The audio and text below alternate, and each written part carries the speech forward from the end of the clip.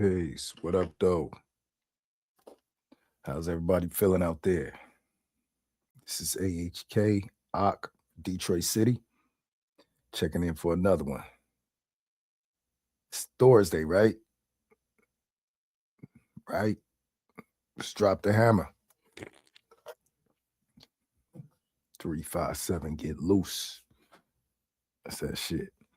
Gotta use that in the line. The hammer and the 357.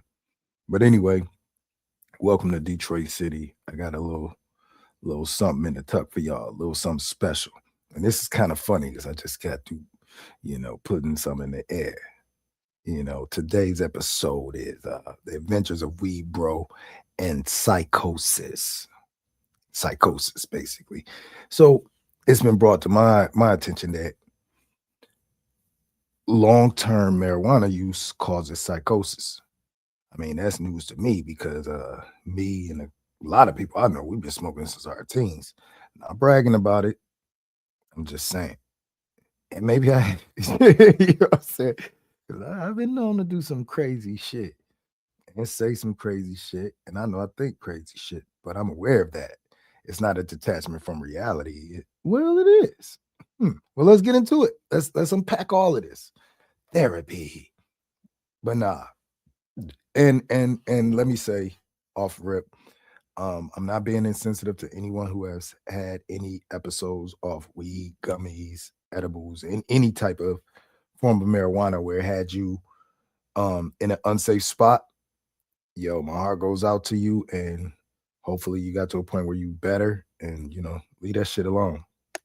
And for the rest of us, we got a decision to make whether we're gonna leave it alone or we're gonna keep doing it because we like, hey, I'm fine. Ain't nothing wrong with me. You know what I'm saying? Like, I think fine. And I guess that's the thing that a lot of people are saying is like these delusions that most weed smokers have. Like, oh, I'm good. Music sound better. Colors are brighter and all these different things. I'm gonna let the video explain because the guy was saying that. I'm like, motherfucker, nigga, what are you talking about? Nigga, what you trying to say? But I had to take a step back and I'm gonna share with y'all because maybe you might feel different than I did from hearing it. But based on some of the research I was doing, I had to, because you hear something like that, you like, let me go see if I got any of the symptoms. You know what I'm saying? Sorry, self-diagnosis. So cannabis-induced psychotic disorder is diagnosed when hallucinations or delusions develop during or soon after ingestion of cannabis. And the psychotic symptoms are a major feature of the intoxication or warrant treatment. Hmm. Okay. What are some of the symptoms? Several case studies and longitudinal studies have illustrated the link between acute psychosis and mania associated with cannabis. Huh? The most prominent symptoms elicited are auditory hallucinations, paranoid feelings of being persecuted, depersonalization, derealization, anxiety, grandiosity, grandiosity, and irritability. Okay, if I could be honest, irritability, hell yeah. When you out of herb and you would think you be chilling, you know what I'm saying? But when you smoke as much as I smoke, and let's just say it's the next morning and I go to roll up and I'm like, oh shit. It's not that my day is gonna be bad, you know what I mean? But I have a lot of vices. Like this is one. It's coffee, it's caffeine. So it's like you smoking caffeine if you smoke blunts, nicotine, that's tobacco. So talk about irritated because you ain't got your fix, so to speak. So yeah, I can agree to that. Depersonalization, yeah. I've seen levels of it, in myself and in others. Derealization, that's one that's what kind of got won me over because I'm getting sick and tired of going back and forth with people when we smoke or after smoking or before, usually after, right? Or during, where because everybody want to be deep when they smoking, or it's one of those plants that once ingested, you want to philosophize, if that's a word. You want to be a philosopher. You want to start kicking shit, or we just shooting the shit, barbershop talk, whatever it could be, right? But the stronger the conviction, You know what I mean? Conversations, boom, boom, boom. I have a problem with when I'm smoking. We as 5 percenters, we used to do this. When we smoke, we ask each other, what's today's mathematics? We go over the lessons because you got to be sharp. You can't use, oh, bro, I'm high as an excuse. You get your ass whooped. You know what I mean? If you can't master your high and show improve these lessons, then you shouldn't be smoking. And in my mind, I still apply that to life. It's a lot of niggas out here that shouldn't be smoking. You know what I'm saying? How the fuck your life ain't in order and you got time to smoke a blunt? You know what I mean? You know what I mean? How you ain't got bus fare or gas money, but you got time to smoke a blunt. Your priorities out of order. You got no discipline. You have no business around me. And even if for myself, I may not be the most disciplined man in the world, but what two undisciplined motherfuckers need to be hanging around each other for? Yet alone passing blunts to each other. That's something I've been on lately. Like, dog, we all grown. Even when we wasn't grown, we was young. We didn't know no better. It might be 4 or 5 niggas on a sack. Pause. That sounded crazy. Might be 4 or 5 dudes on one blunt, passing that bitch around. Boop, boop, boop. Roll another one. Boop, boop, boop. We don't know what a nigga just did with his lips. And we all know niggas gonna eat some pussies. And the niggas that don't. But the niggas that do. And I would hope that they use mouthwash, brush their teeth, hella shit. Cause who knows the kind of bitches y'all be eating? Who knows niggas be eating ass? Who knows what the fuck? Nigga? But you come around and you lit, man. Come on, bro. It's too much saliva. As a grown man now, that shit is disgusting. Like that's your spit, that's your breath, bro. And they may feel like, oh man, it's us connecting. Let me tell you something.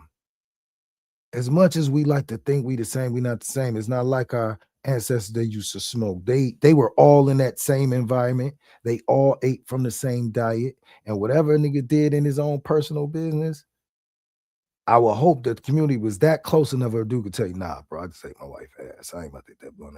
Let me roll my own. You feel me? Nigga ain't gonna tell you that. He just here you go. Some niggas wet the fuck out of that blunt, so now it's touching your lips, and you gotta feel this nigga wetness. Ugh. But anyway, I'm getting off the subject. Besides that, there's the case where you're sharp. You know what you're saying. You're aware of the whole conversation. And then when you point out what someone said, they like, I ain't say that. No, that ain't what I said. You like, you did. You verbatim tell them. And they like, nah. Ooh, that is a pet peeve of mine. And it really makes me feel like, nigga, stop smoking weed. Cause you talking and you're not even real, you're not hearing yourself. So yeah, that derealization, the fact that cats want to be deeper than deep, they start talking about concepts and ideas that they haven't researched. It's just theories. So there is some kind of truth to this shit. I guess some of us have a little bit more control. It's not that we just been smoking longer. I think it's not necessarily the will either. I think some people are just more prone to that switch, that snap. You could be frustrated, and could be that switch can be pushed. You don't have to have no vices, but someone that has vices, I think it can happen with them a lot more. Here's why. Because as much as we don't like to admit it, as weed smokers or cigarette smokers or whatever vice you do, right? We hate to admit that when we don't have that thing, we're irritated and it upsets us, right? So imagine you already on edge and you about to snap and you can't get that thing to chill you out. Oh yeah, the world is gonna push you. It's gonna keep pressing your buttons to see, can you master this without that? And congrats to those of us who have. I know I have. You know what I'm saying? It's been times I had to go 2 weeks, 3 weeks, shit, damn near a whole month without smoking. And after a while, you forget about it. But just like weeds, you know how weeds just grow. You know what I'm saying? Soon as the weather break, the first thing you see on the ground before the grass even get to start getting all beautiful, you see them weeds and dandelions. Weeds and dandelions every fucking where. I say that to say that's how weed head is. You could be going a whole good month without smoking. And after a while, you don't forgot about it. Like, fuck it. If I can't get it, I ain't got it. Somebody gonna come around your ass. What up, though, nigga? And you be thankful for it. You know what I'm saying? Of course, because you like, shit, I ain't smoked in a minute. You know what I'm saying? Now you high as fuck. Cause it's like, yeah, I had that detox moment. But at the same time, it kind of make you wonder, like, damn, if I could have made it through that whole month or make it through a month or two, I would have detox. And now I'm to the point where I don't need that shit. I could choose to go back to it, but just like anybody who's going through like a detox, that it's easy to relapse because it's like you smell that shit, nigga, bring it around you, like, no, I'm straight. Let me hit that shit one time. And what I notice is when you don't want to smoke or you say you straight, niggas would be like, man, what the fuck wrong with you? Man, hit this shit. It's like as if having discipline is, you know what I mean? But I'm gonna play this video, man. Y'all tell me what y'all think. Oftentimes it does. I remember when I was an intern in residency, it got to a point where if somebody presented with new psychosis, I would bet, more likely than not, that their urine drug screen would be positive for cannabis. And it's not just psychosis, it can also contribute to mania in bipolar disorder. But here's the thing that people don't appreciate. It's not just the cannabis-induced psychosis or cannabis-associated mania. It can flip somebody into a lifetime diagnosis. Say, for example, that someone had the genetic predisposition for bipolar disorder or schizophrenia or schizoaffective disorder. They may not have developed that, but once they have cannabis, it can happen that they become psychotic and they never really come all the way back. Every case is different, but the risk is substantial, real, and very underappreciated. Some of the sickest people that I've had the privilege of caring for, despite treatment with various different antipsychotics, continue to use cannabis.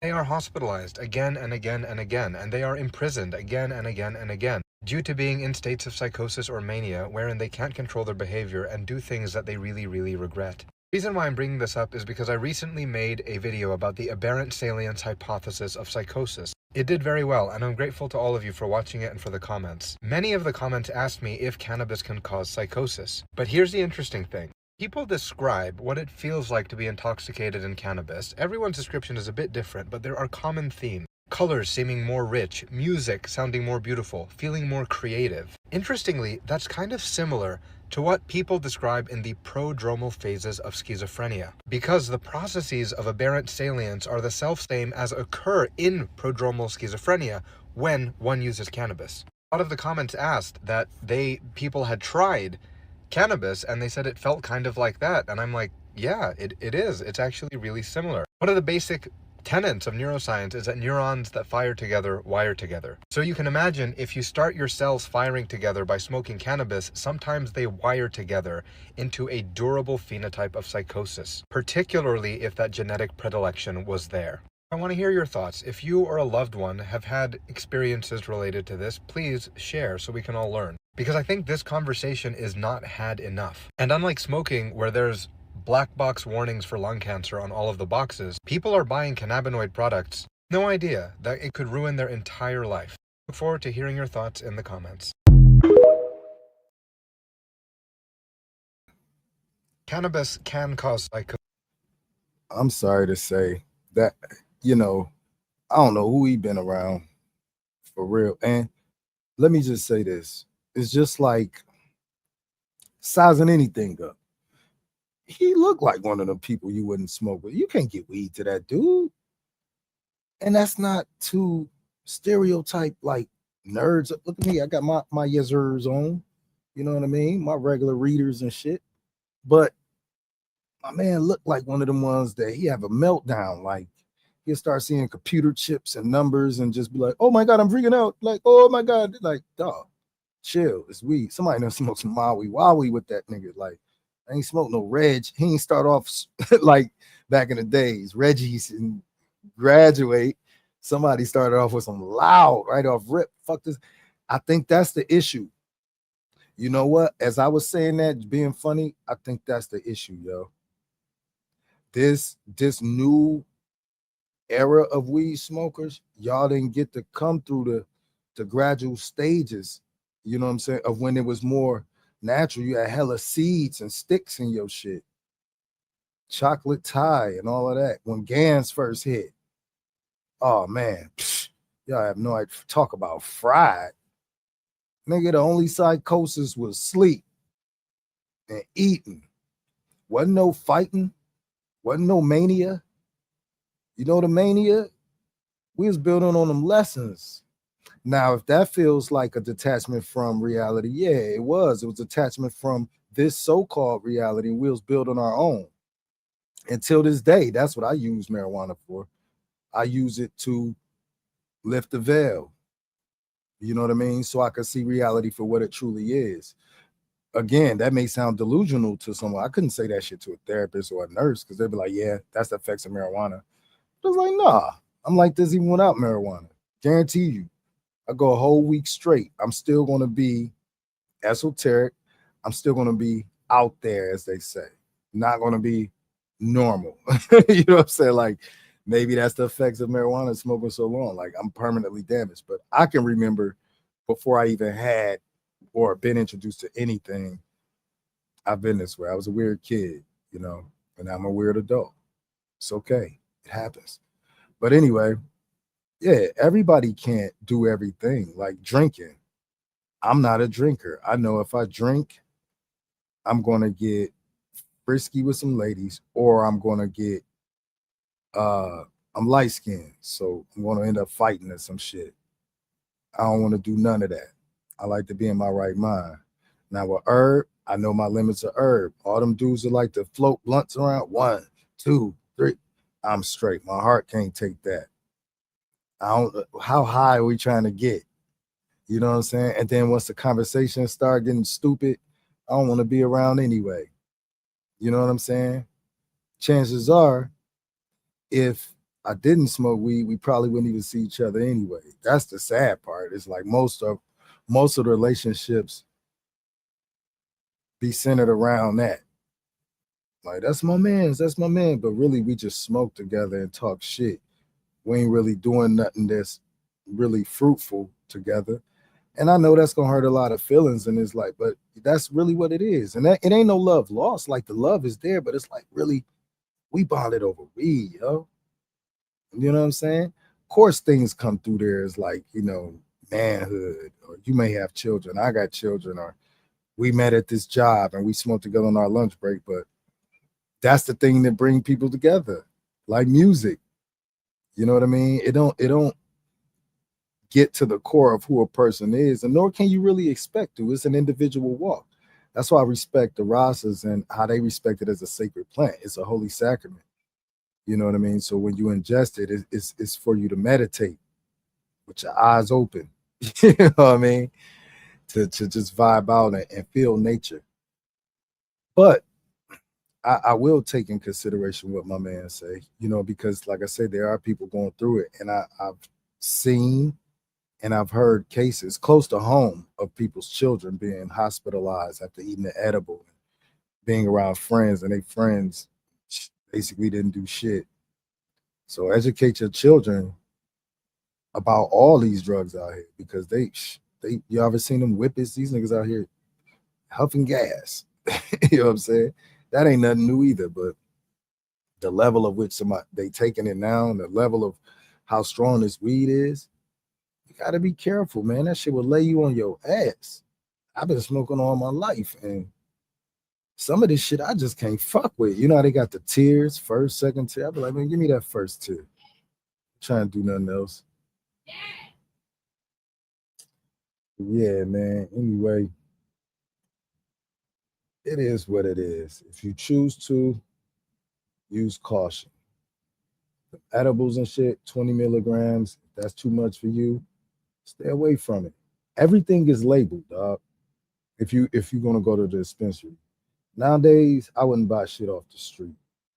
If you ain't growing it yourself, fuck grabbing that shit from you don't know what stuff is. You know what I'm saying? Somebody hit you with K2. And that's what I meant to say that too. A lot of that shit these niggas be thinking people coming in the hospital off of ain't just weed. You know what I'm saying? I don't know if they be running it through some tests and being like, oh, yeah. I've never heard weed do that shit to nobody.